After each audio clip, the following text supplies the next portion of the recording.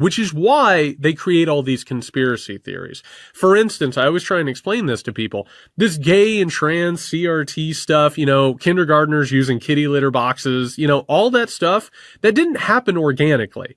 It was designed in boardrooms and think tanks in Washington, D.C. It was, rolled out like franchises throughout the country in order to defund public schools, in order to privatize public education. Those ideas on their face are not just unpopular.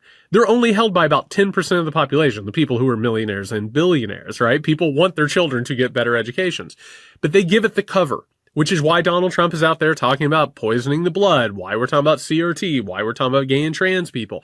All of that stuff is a cover story that keeps us from talking about what's actually being discussed and what's actually being rolled out.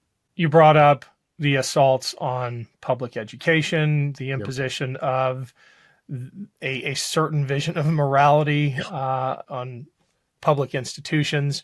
I would love your reaction to this video of a student taking on Bridget Ziegler. We've done a couple of pieces on this crazy story of one of the founders of Moms for Liberty, Bridget Ziegler, her husband, head of the Florida GOP, and this salacious scandal that they've been caught up in after years of preaching to other people how they should behave in their own bedrooms. I'm going to share screen and play this and would love your reaction. Bridget Ziegler, you do not deserve to be on the Sarasota County School Board, but you do not deserve to be removed from it for having a threesome. That defeats the lesson we've been trying to teach you, which is that a politician's job is to serve their community, not to police personal lives. So, to be extra clear, Bridget, you deserve to be fired from your job because you are terrible at your job,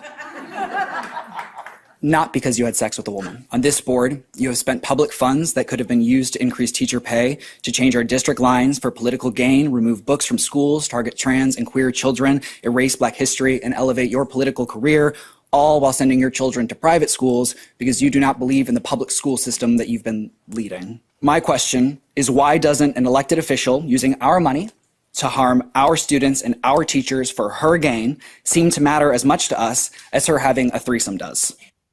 I don't know about you, but young people give me hope.